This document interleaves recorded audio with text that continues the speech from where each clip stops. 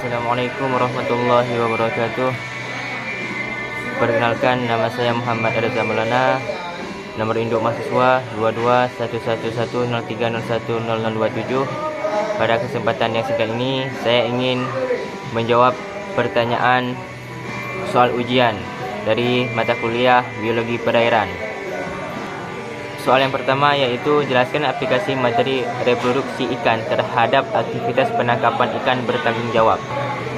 Jadi, materi tentang reproduksi ikan itu sangat berhubungan dengan aktivitas penangkapan ikan yang bertanggungjawab. Karena apabila seseorang nelayan ataupun seseorang yang melakukan penangkapan ikan itu memahami siklus reproduksi suatu spesies ikan, maka ia dapat menentukan jumlah tangkapan, lokasi tangkapan maupun musim tangkapan spesies ikan yang ingin mereka tangkap. Seperti ada wilayah yang dilakukan konversi lahan, sehingga penilaian harus menghindari wilayah tersebut karena itu dapat mengganggu siklus reproduksi daripada ikan-ikan yang ada di laut. Kemudian soalan nomor 2 yaitu apakah ikan dari spesies yang sama namun lokasi berbeda dapat mempunyai pola pertemuan yang berbeda?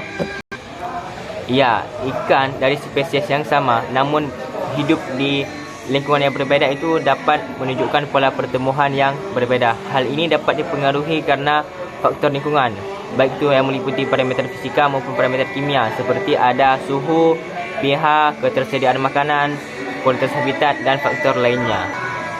Contohnya, ikan yang hidup di perairan yang lebih hangat mungkin memiliki pertumbuhan yang lebih cepat karena metabolisme mereka lebih tinggi dalam suhu yang lebih tinggi.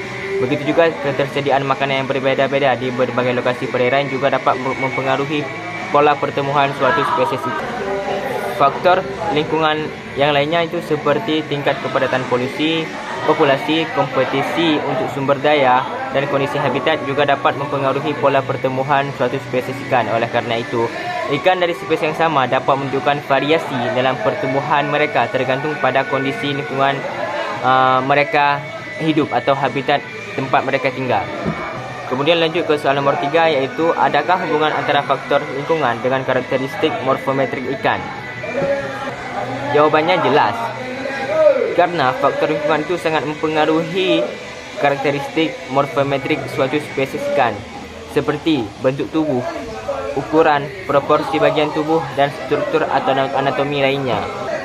Contohnya sebuah studi terhadap populasi ikan trout di sungai dengan kondisi yang berbeda menemukan perbezaan dalam bentuk tubuh dan ukuran antara populasi yang hidup di airan tenang dan airan deras. Ikan yang hidup di aliran yang lebih deras cenderung memiliki tubuh yang lebih ramping dengan sirip ekor yang lebih besar karena mereka mengikuti arah jalannya arus, sehingga mereka harus menyesuaikan bentuk tubuh mereka dengan arus yang sangat deras tersebut. Sementara ikan yang hidup di aliran yang lebih tenang, mereka cenderung memiliki tubuh yang lebih pendek dan sirip ekor yang lebih kecil. Selain itu, faktor ketersediaan makanan juga dapat mempengaruhi perbedaan karakteristik morfometrik suatu spesies ikan. Ikan yang hidup di lingkungan dengan sumber makanan yang berbeda dapat menunjukkan perbedaan dalam ukuran tubuh ataupun bobot tubuh ikan. Dengan demikian, lingkungan seperti kualitas air, ketersediaan makanan dan tekanan lingkungan lainnya dapat mempengaruhi karakteristik morfometrik suatu spesies ikan yang dapat beradaptasi sesuai dengan tuntutan lingkungan tempat mereka hidup. Jadi mereka harus survive terhadap lingkungan yang mereka tempati sehingga mereka akan tetap menjaga keberlangsungannya. Kemudian soal nomor 4 yaitu bagaimana menentukan ciri-ciri ikan matang gonad. Kemudian parameter apa saja yang bisa kita ukur untuk menganalisis performa reproduksi ikan. Untuk kita mengetahui ciri-ciri ikan itu sudah matang gonadnya sudah atau belum, itu kita dapat melakukan pengamatan pada organ reproduksi ikan seperti testis pada ikan jantan dan ovarium pada ikan betina.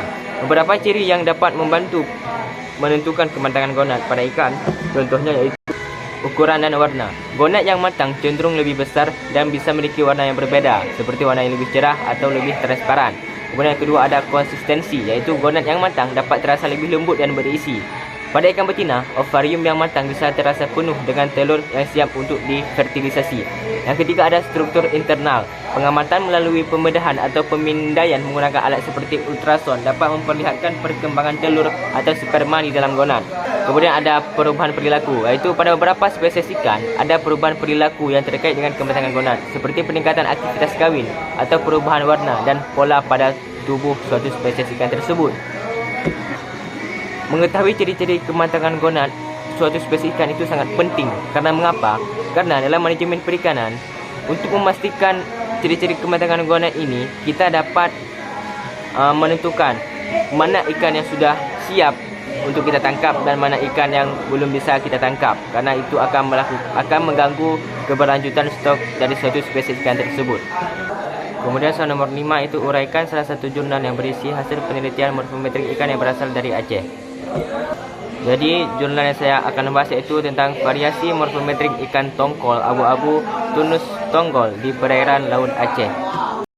Jadi hasil dari penelitian ini yaitu morfometrik pada populasi ikan tongkol abu-abu yang dilakukan di perairan Laut Aceh mengelompokkan menjadi 4 populasi, di mana ikan tongkol abu-abu dari perairan Langsa sangat mirip dengan perairan yang berasal dari Aceh Timur, dan keduanya agak mirip dengan ikan dari kota Banda Aceh. Sedangkan Aceh Barat Daya dan Aceh Barat terpisah membentuk kelompok tersendiri. Secara geografis, lokasi penangkapan Aceh Barat Daya dan Aceh Barat berdekatan bagian barat selatan ataupun berdekatan dengan Samudra Hindia. Sementara Langsa Aceh Timur mewakili Timur Utara yang langsung berbatasan dengan Selat Malaka.